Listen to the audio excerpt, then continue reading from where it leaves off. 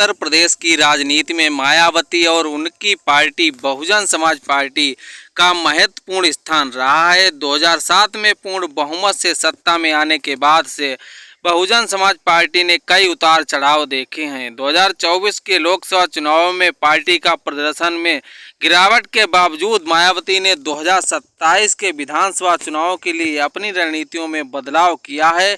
इस लेख में हम बहुजन समाज पार्टी की वर्तमान स्थिति और नई रणनीतियों और मिशन पर 2027 पर चर्चा करेंगे। 2024 के लोकसभा चुनाव में बहुजन समाज पार्टी ने सभी 10 सीटें गंवा दी और वोट प्रतिशत भी गिरावट आई। 2022 के विधानसभा चुनाव में भी पार्टी ने केवल 1 सीट जीती। इन परिणामों ने पार्टी को अपनी रणनीतियों और संगठनात्मक ढांचे पर पुनर्विचार करने पर मजबूर कर दिया। मायावती ने पार्टी की मंडलीय व्यवस्था को नए सिरे से बनाने का निर्देश दिया है। हर मंडल में 4-4 कोऑर्डिनेटर, 2 जिला प्रभारी और 2 विधानसभा प्रभारी नियुक्त किए गए हैं। इसके अलावा पार्टी के प्रदेश मुख्यालय में आगामी 6 महीनों के लिए अभियान चलाकर संगठन को मजबूत बनाने के निर्देश दिए गए हैं।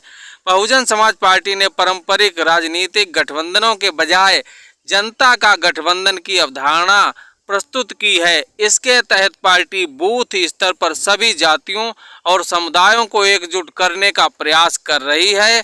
इतना ही नहीं, आपको बता दें कि चौपाल और बैठक जैसे कार्यक्रमों के माध्यम से पार्टी जनता से सीधे संवाद स्थापित कर रही है। 2027 के चुनाव के लिए मायावती ने पिछड़े और अति पिछड़े वर्गों को बहुजन समाज पार्टी की प्राथमिकता बनाने का निर्णय लिया है। पार्टी इन वर्गों के लिए कल्याणकारी योजनाओं को जनता तक पहुंचाने का प्रयास कर रही है। इसके अलावा मुस्लिम समुदाय को भी पार्टी में शामिल करने की योजना है, जैसा कि 2007 में किया गया था। इतना ही नहीं, पार्टी ने युवा नेताओं को सक्रिय भूमिका में लाने का निर्णय लिया है।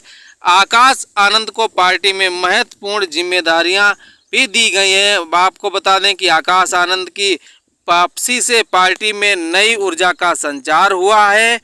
बहुजन समाज पार्टी की रणनीति अब मुस्लिम प्लस दलित समीकरण से हटकर एमबीसी प्लस दलित समीकरण पर केंद्रित है। उत्तर प्रदेश में दलितों की संख्या 20% और ओबीसी की लगभग 40% है, जबकि मुस्लिम समुदाय की संख्या लगभग 20% है। पार्टी का मानना है कि एमबीसी और दलितों का गठबंधन अधिक प्रभावी होगा। मायावती और बहुजन समाज पार्टी 2027 के विधानसभा चुनावों के लिए गंभीरता से तैयारी कर रहे हैं। संगठनात्मक पुनर्गठन, जनता का गठबंधन, पिछड़े वर्गों पर ध्यान और युवा नेतृत्व की भूमिका इनकी नई रणनीतियों का हिस्सा है। हालांकि इन योजनाओं की सफलता आगामी चुनाव में ही स्पष्ट होगी। बहुजन समाज पार्टी की सियासत में वापसी के लिए यह महत्वपूर्ण समय है और पार्टी ने अपनी पूरी ताकत झोंक दी है। इतना ही नहीं, आपको बता दें कि